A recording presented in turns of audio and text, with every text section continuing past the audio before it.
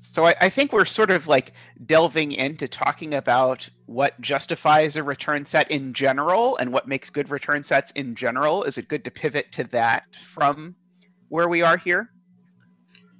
Yeah, I'd say that's probably fair. Um, we don't have to go that big, but we can, because the more I think about it, the more I'm like, yes, obviously we should return to Theros. It wasn't the hit I wanted though, and yet they worked so hard to meet my expectations. And in this era of like Hollywood remakes and all the Disney live action remakes, this is kind of a creative topic I've been thinking about a lot. Like, people, well, creators desperately want to recapture uh, things that were already successful and bring it back anew. And that's done successfully sometimes and not as successfully other times. I think of all the return sets in Magic, and which is kind of a modern invention, right? And I mean, going back how many years? 8 years or so? I mean, it has been a while, but I don't know what are really good return sets. I don't think we have enough of them to actually know. Like I think we have had a couple return sets, but for the most part, for one, a lot of them have been misses, and not necessarily because they're a return. And for Yeah. two, it's one of those things that it's almost impossible to have enough data on that at this point, because Magic takes a while for things to come out, and that means that you have to wait a while to actually gather the kind of resources you need to be able to say something as general as how are they doing on return sets. So I think Yeah. we can speak theoretically about that and what we think would make good or better return sets and what the issues are. We know, well, actually, we know what the issues are because they're very vocal about how difficult it is to make a return set. And so the issues we can handle. Knowing what makes it successful is harder, especially because there's been so many other factors that have muddled the possibility of seeing success versus failure in these sets in their cases. Well, I think of what I think is the most successful return set is Scars of Mirrodin, because I don't even immediately think of it as a return set. I'm not like, oh, the natural sequel to Mirrodin. Instead, it's like a whole new thing. The setting is the same. It picks up the story points from before, but it is definitely its own thing. It's totally new. It feels like a sequel, but a very different story. And I think the return sets I've liked the least have been more like Return to Ravnica and Return to Ravnica, which Ravnica's was identified and defined by its innovation with how you thought about all of Magic and the colors. And the new sets just did the same thing, but lost its identity of being so innovative and making you rethink how you think about the colors. Yeah, I'd agree that I think in Return to Ravnica, it didn't even feel like we were returning to Ravnica. It really, really felt like we were returning to Return to Ravnica, which felt like very strange that like it was like we're not even returning to the place. We're returning to this like exact, very narrow set design structure. Um, as far as anyone who knows me will magically knows that Scars of Mirrodin is my favorite block. So I think that is the most successful return. But I think there are two other returns that I would mark as successful. One of which is a little weird, but one of which is Time Spiral. Time Spiral was the return That's to the cheating. first return to Dominaria. It's not cheating. They stayed away from Dominaria for a while, and then they returned to the place, and then so everyone who like was used to like, oh, what's happening in Dominaria? What are all of our favorite characters up to? It was That's more like Return to Magic. You know what I mean? Like. Yeah, I mean, I guess at the time it felt, but it was different because it wasn't like a boring return to Dominaria. It was a return to like this post-apocalyptic Dominaria after Dominaria had been destroyed earlier in the story. And anyway, the other thing that I think felt like a good return set, even though it was sort of structurally different, is I think Rise of the Eldrazi felt like a return to Zendikar. And I think if they'd have just put space between Zendikar and Rise of the Eldrazi, I think it would have been like a smashing success in that regard, because it was like, okay, we're at this place, but something is happening that's making it different, and that in the same way with Scars of Mirrodin gives us a different lens towards the stuff that already happened there, because they were very proud of the fact that they subtly planted all of these secret, or all of these implications about what was going to happen in Mirrodin before, and similarly there were all of these implications or insinuations about what was going to happen in Rise of the Eldrazi, but it wasn't quite there. But then rather than sort of have any sort of delayed payoff, it just sort of happened right afterwards. Yeah. But I think it does feel like these other returns we're talking about when we're talking about successful returns. It's interesting because you brought up Rise of the Eldrazi, and I brought up Born of the Gods earlier, just as, one of the silly, second or third sets in a block that maybe shouldn't have even existed. And I feel like the problems of Born of the Gods are the same problems of return sets a lot of times. You have to match the expectations set by the first set, while also trying to innovate, but also leaving space for, if a setting is popular enough to return to once, you don't want to eat up all of the space even then, you know what I mean? And I wonder if return sets are just the same issue that second and third sets have had in blocks in the past. Yeah, I would personally say about with return sets I thought have been done right. I will admit, Scars of Mirrodin didn't come to mind. That was not a return set in my brain. I completely blanked on that. Like, to me, the first return set was Return to Ravnica for some weird reason. You know what I mean? Yeah.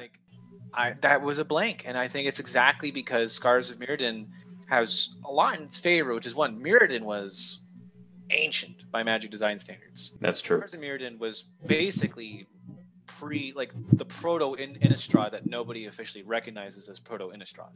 I think I would agree that Scars of Mirrodin is in my top blocks of all time. I think it was a really amazing, innovative time for Magic. I think it had so much ambition, and it was held back by a couple mistakes that were not even really much on the design side of things sometimes. But Scars of Mirrodin absolutely is a fantastic return because, as you said, it is a radical reimagining that still remains true to the roots of the original story, but tells it in a new, fascinating way. And that is kind of the ideal for a sequel for people. There's either that, or, in my opinion, the other really, really good return, and I know this might be a little divisive, is Dominaria. I think Dominaria, the set, was a fantastic return. And I think it's the exact opposite kind of return. When I hear about a sequel to a thing I like, what I want is to see something very new and interesting in that space I hadn't seen before, like to be justified that, yes, this is new, awesome. Or, if the original was really great and good, I want a new original great and good thing that is basically the same thing but different, right? That's not the same thing as wanting the exact same thing again to me, like served again to me cold, right? I don't want to be served the same dish again. I want to be served another dish that tastes and all the same ideas I liked about the first one, but is a different dish. Now I have two good meals instead of one good meal and then some weird moldy leftovers that they're giving me the second time. You know? Yeah, go ahead. I think with Dominaria, they really succeeded there because that is like the blockbuster franchise version. That is the Last Crusade to Raiders of the Lost Ark, whereas Scars of Mirrodin is the Temple of Doom to Raiders of the Lost Ark. Temple of Doom is completely different than Raiders of the Lost Ark, but they share the same DNA in pulp adventures and that passion and dedication to the source and that continuity of inspiration without a continuity of tone is the key.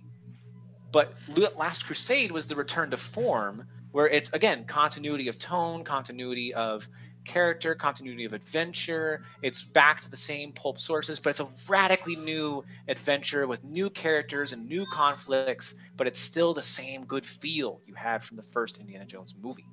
And then what most returns look like is returns look like is Crystal Skull, right? Yeah. And that one is bad, right?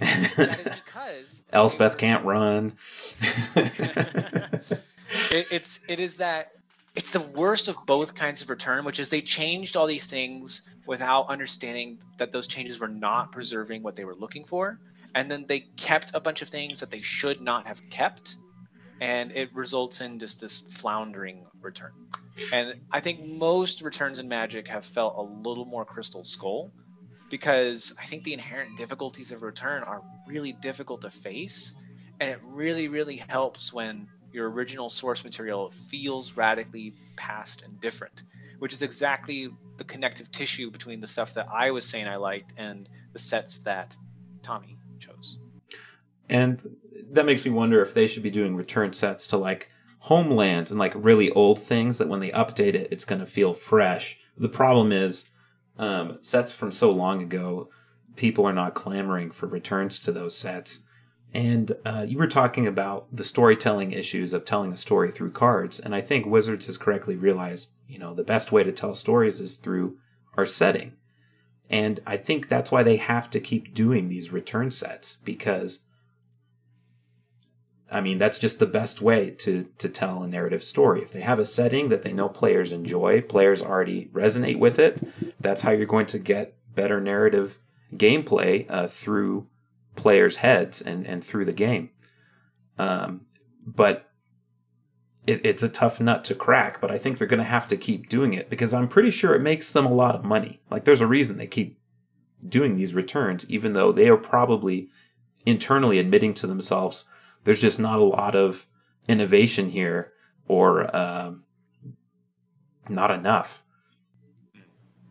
So has they updated? I know a couple years ago they said they were planning to do a 50-50 between new and old. Have they updated that, or are they still aiming at 50-50? Do we know? I believe they said that because they're returning to worlds more rapidly. Because I'll rewind. They have not changed the ratio of 50-50, but they did say that there's a possibility that they might return to worlds faster because they're putting out more sets a year. And I don't think they've said this officially, but my guess is returns are going to be nudged up a little bit because there's more sets per year. That way they can save on world building energy and budget a bit. Because it's exhausting to make that many sets a year for the world building crew. It has to be. They do a fantastic job fleshing out these worlds, and then they only visit them for one set.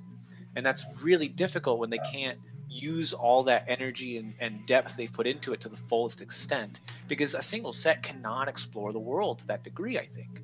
And so that's why returns are, in my opinion, I'm okay with returning like 60-40, And I think I would agree that when you can't go to a set multiple times, now that we have single set, on its own, that means I do want to return faster, because if I'm going to tell a story in that set, that initial visit very rarely can actually tell a story.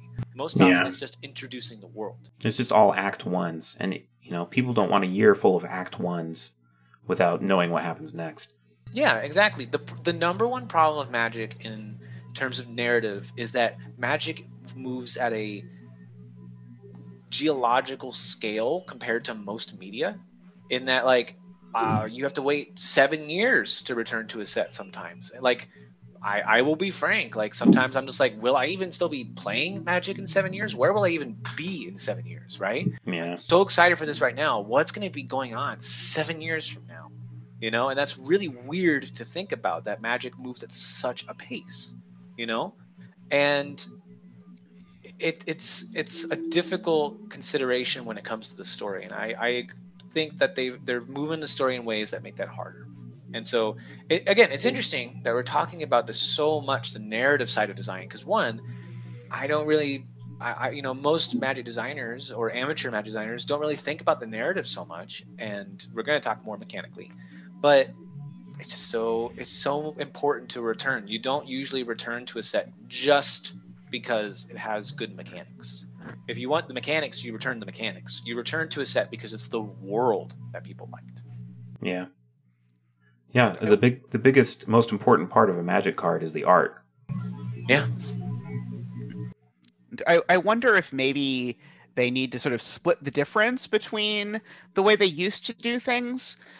because it used to be that for the longest time at the beginning of Magic, it would be like, and now we're going to a different continent on Dominaria. And things are different here. The people look different. Things are a little different, but there's still some similarity. I wonder if they need to broaden their worlds just a smidge so that you could return to a different part of Theros. And like, say, an underworld? Yeah, like, for example, that would have been nice if they had thought of that. And so that if they did a little more of that. And I do think this set did that element, as you say, better than Return to Ravnica, or any of the Zendikars, or any of the other ones we haven't mentioned, because we've only talked about the good ones out of the returns, where there's sort of like, there is at least, even if there's not a difference in place, there's at least a slight difference in lens this time. Although I would have preferred they lean into it heavier than they did, but Yes. Yeah. I agree with. 1 second, I'll rewind there. Absolutely, I think people clamor for them to return to different parts of the world. Like, if you look at any online, forum or message board or Twitter or Reddit or whatever, every time people mention Innistrad, they're always like, "Can we just check out a different part of Innistrad? Like, what other continents are there? Like, is there other things going on? Stuff like that." Whenever we talk about Amonkhet, people are very excited to return to Amonkhet because it's going to look radically different. They're in the desert now, right? This is the Exodus part of the story. We actually get to see the ancient tombs, the lost civilization that was ruined by Bolas and destroyed. They're going to be reclaiming their history. There's all these amazing potential there, precisely because we are not in the part of the world that we were, which was a verdant version of Egypt on the coast, the living Egypt. Now we're in dead Egypt, and it turns out people like seeing that contrast. At the same time, you have to be careful with that, because Khans of Tarkir is the face of this, as well as Shards of Alara. Shards of Alara's return, I think, is taken so long because they've put themselves in a corner in that respect. They set themselves up for a different return, and then they realized people did not want to return to the thing they had set up. And the same thing happened with Dragons of Tarkir. Yeah. Dragons of Tarkir, they were much more careful about it because they built into the lore a way to bring back the clans. And so that's going to happen next time we go there. Spoilers. You're going to see the wedges come back, and it's going to be awesome. But with Shards of Alara, they wrote themselves into a corner on how do we separate the shards again without literally separating them again, right? And I think there's definitely ways to do it, but it's difficult because they want to make sure they're returning in such a different fashion, but they also need to establish a brand and a consistent identity. And even if you're an amateur designer for your own game and you're not actually trying to sell your stuff, you are trying to sell your stuff because you need people to play your stuff, right? They might not be giving you money, but they're giving you time, and time is money, right? And so you are always advertising and having to think about that. And in this case, it's easier to advertise when you say, this is not 5 different continents that tell vaguely different fantasy stories. It is one world with a consistent theme, but you need to give yourself the ability to explore that theme from different perspectives mechanically. So I think 2 final thoughts on this, and then we're going to move on to actual Theros Beyond Death, getting into the mechanics. But Ixalan, I thought they did a good job of this. They made it very clear Ixalan is just one continent on Ixalan, right? The plane, and that there's a whole other continent where the vampires are from, right? And they had people vote on who would actually get the immortal sun that everybody was trying to conquer, who would get the city's blessing, right?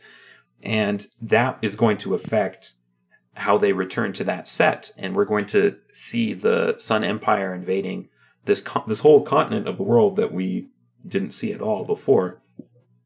Which brings me back to Scars, where they had that weird marketing gimmick where they had, players had to vote for Mirrodin Reforged or New Phyrexia, but there was only one correct answer.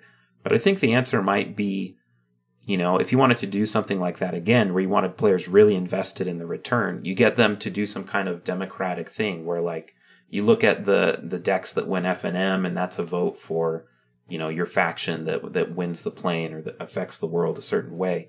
But then you give yourself the time to actually deliver on what the players say they want. Because everybody knew that Mirrodin Reforged or Mirrodin Pure. Mirrodin Pure. Yeah, I knew that name wasn't correct. Mirrodin Pure. If everybody voted for that, it wasn't going to happen. But if players know next time we come back, this is going to be how it is, I think that brings a lot of investment to the return.